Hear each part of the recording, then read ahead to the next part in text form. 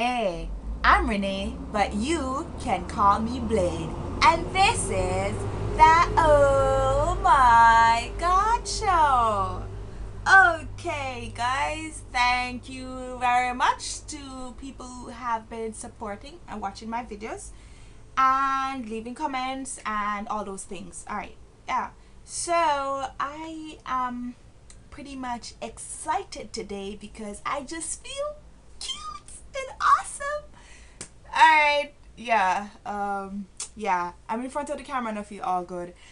So this video that I am about to do um is basically what do you call it? What's the word again? Gosh. Inspired, yes.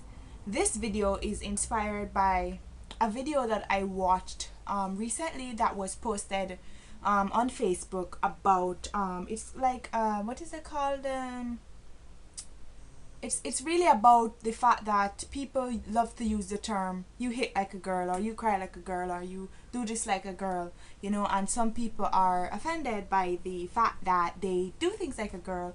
And they're basically, in that video, they were really saying that, listen, you know, if you are a girl, it's okay to hit like a girl. It doesn't matter, you know, you don't need to be offended because somebody, you know, is saying that you hit like a girl. Hit like a girl and be confident because you are a girl, and there's nothing wrong with that, you know. So it's a really nice, cool video. And when I watched it, I was, you know, it made me think. Especially, there was this little girl, she was 10 years old, and they were interviewing her, and I kind of went back personally to a time when I was a little girl. And you know, the fact that, you know, to me, I grew up in Jamaica. I am Jamaican, and I grew up in a particular, you know, environment. And you know that where you grow up, you know, your background really does have a lot to do with you know, your certain outlook on life. You can choose to change your outlook or not, but then these things influence you. And I'm just gonna go right into the point. I had to go back to the point that, all right, when I was a child, and even up to now, right, we all have our moments, especially when you grow up in a world and you are black, and then on top of it I'm a woman, and on top of it I'm Jamaican, you know, and there's so many negative stereotypes that are associated with everything that I am, right? But growing up, I was not really so much affected. Like, I never really had a big issue with like low self-esteem or low self-confidence or anything like that. As a matter of fact, I know growing up that I wasn't traditionally, I did not fit into the stereotype of beauty, being really dark and whatever else. But I knew even as a child that I wasn't beautiful, and it never bothered me. It never really bothered me as a child growing up, because you know, I to me, you know, you know, all right, adults, right, parents nowadays, right, you need to find a way to tell before your child goes out into the street, for some person to tell them that they hit like a girl, or they look like a girl, or that they're too black, or they're too ugly, or they're too fat, or they're too short, or they're not cute enough. There has to be something that you're telling your child at home. That is how I see it, right? Because by the time that child reaches outside, I'm not saying that people are not bullied, but the impact of bullying, or the impact of somebody telling your child this or that or the other, right? And I would really suggest that you guys also watch the Bajan movie Chrissy. And it's not because I know the people who made the movie, but that is a very good example too. You have to tell your children something before they go out in the street. So when I was a child, if somebody told me that I hit like a girl, I would know that they're joking. I wouldn't be offended, right?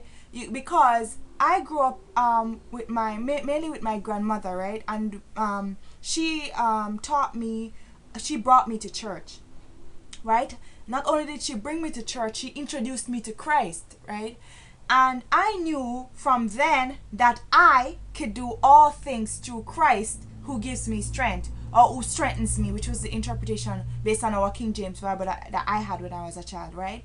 I knew that if I trusted God, right, and if I put Christ first in my life, I didn't need to be pretty enough. I didn't need to be pretty, full stop. I didn't need to be bright, full stop. I didn't need to be anything that the world see as being important, because if I, even as a little girl, trusted in a God who I could not see, but in a God that was all powerful, in a God that was mighty, in a God that was prettier than I, or if he wasn't, it wasn't really a problem, because who I was on the outside did not change who God is, right? I knew then from I was a child, right, that it doesn't matter who I am. I really did not matter unless I put my nothingness into God, and then he could make me whatever he needed to make me to be. And I didn't even need to be pretty for God to love me.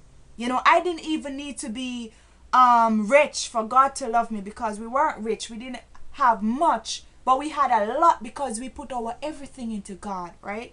So even if I, you know, didn't fit into whatever society wanted me to fit into, my grandmother did encourage me to go to school and do well, and she's one of the main reasons, you know, why I have really pursued that. So I'm not saying that I wanted to have a good career, I wanted to have a good life, you know, I wanted to have friends, I wanted to have a family, and you know, eventually these things as you grow older started to become added onto your list of things that I want, or bucket list or whatever.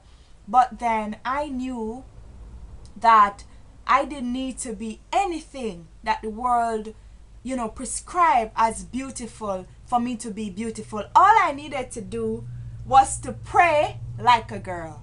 I needed to pray like I was Jesus' daughter, and that anything that I asked of him, even if I did not deserve it because of my spiritual, where I was spiritually, or because I didn't deserve it because I was a nobody from nowhere, right? I knew that I was a nobody who God could make into somebody, and I had access to his throne, not because I deserved it, but because I asked for it, and he decided to give it to me freely, even though I didn't deserve it, right? So it might sound crazy, but I knew from then that I didn't need to be anything for God to love me, right? And you need to tell your child that before they go out there and somebody tell them some craziness that's gonna cost them to lose their life. You need to tell them that there is a God who is bigger than your physique, right? That there is a God who is bigger than your potential, right? The other day I was telling a friend a story. I used to have a crush on this guy in university, right? And he was a Christian, and he used to one time he went up to testify, right? I don't know if I was paying attention to his testimony because I liked him so much, but anyway, I had good intentions. I was being a good Christian girl, and I was listening to his testimony, right? So we were in UCCF, and he was talking about his testimony. Now this guy, now at this point in his life, is at university, right? Oh my gosh, probably he's gonna find out that I have a crush on him now because I'm gonna tell this story. But anyway, I had a crush on him. I'm so over it. But anyway, so this guy went up and he told a story. He said that when he was about to take his exams, right, that he was, you know, he was so dunce. In Jamaica we would say dunce. He was so behind in his schoolwork, and he had to take this exam.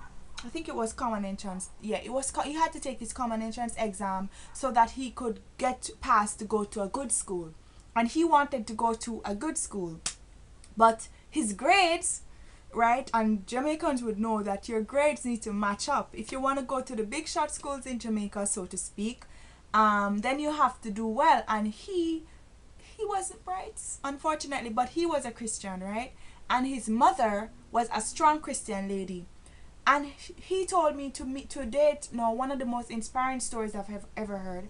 And he said that his mother, every day, right, when he was, and he said that he would be playing dominoes with his with the boys from his community, and they would all be laughing at it because they know that he's not bright. And he said that his mother told him that every single evening, right, when he every single evening when he comes from school, when he gets to the gate, he should run fast to her, this is even before he did the exam, you know, and that he should run fast to her and tell her that mommy, I passed to go to Monroe. Mommy, I passed to go to Monroe. And you know, Monroe is a good school in Jamaica, right? A lot of people would want to go there. It has a good track record. And mommy, I passed to go to Monroe every evening. Now think of how dumb and how silly that looks. Every evening from school, run to his mother. Mommy, I passed to go to this school, even before having done the exam. Long story short, that guy passed his exam to go to Monroe. And by the time I met him, by the time he was in our Christian youth fellowship giving his testimony, he was, not only did he get the chance to go to Monroe, passed out, he was now in university, right? So my thing is that it does make a difference, right? It does make a difference what you tell. You can do all the bullying campaigns that you want. You can do all the TV commercials that you want. But you have to know what you're going to tell your child before they get out on the road. For somebody to tell them that they're not good enough, you have to tell them that, listen, you are good enough because a God who is bigger than every other God took time out of his schedule to make you, right? And he made you in the form, in the shape, in the likeness that he wants you to be in. And you don't have to feel like you are nobody because another person who was also created by that same being told you that you're not good enough. You're not good enough to be their friend because you don't look a certain way. You're not good enough to be their friend because you can't afford a certain lifestyle. You are not good enough because blah, blah, blah, he, she, and the old lady. So I am not saying that I have never had a low moment in my life. I am not saying that I've never felt like, you know, well, maybe I need to do this or do that, right? And at times, for most part, I have rebuked that thought and just kind of kept my mind stayed on God, right? But I am saying that the fact that my grandmother and I would go to church and they would tell you things and they would tell me, as I said, to me it wasn't so much about what people told me, but that I knew that there was a God bigger than me, right? To the point where even within my failures, he could make me into somebody, right? So I have learned to pray like a girl, right? And I have been doing that since I was very young. I've always prayed like a girl. Matter of fact, pray even more like a princess, because I felt like I was a child of a king. And therefore, because I know that I am a child of a king, right, then I would always, know that he is able to provide for me even when I see no way. That he is able to do the impossible through me, not because I am worthy. I don't have to be worthy. I don't have to be worth it, but he is worthy and he is worth it.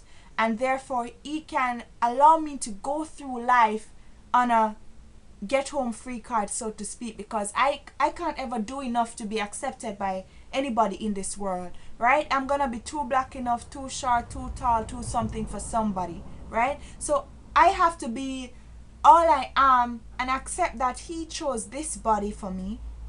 He chose this life for me. Even among my siblings, I could have been my sister or my other sister or my brother or my other brother or my other brother or my other brother, right? But he chose to make me Renee, right? And he went out of his way to do all the things that he did in my life. And I am not the next girl and I'm not the next dude, right? And I don't look like some people, and I am not as bright as some people. I'm not as smart as some people. I'm not as rich as some people. I'm not as cool as some people. I'm not as popular as some people. But none of that mattered when somebody as important as Jesus Christ loves me for my all that I am, my imperfections and all that he knows I'm not gonna do right, and he still loves me, right? So I have learned to pray like a girl, and I intend to continue to pray like a girl. And that girl is a child of a king. And I love the Lord so much because he chose to make me beautiful, and he taught me that all the things that I can't do, I will be able to do it through him, because he is my everything. Alright, so that's it for the show. The word of God is quick and powerful and sharper than any two-edged sword. Bye for now. I'm Blade and I'm cutting. Bye. See you next time.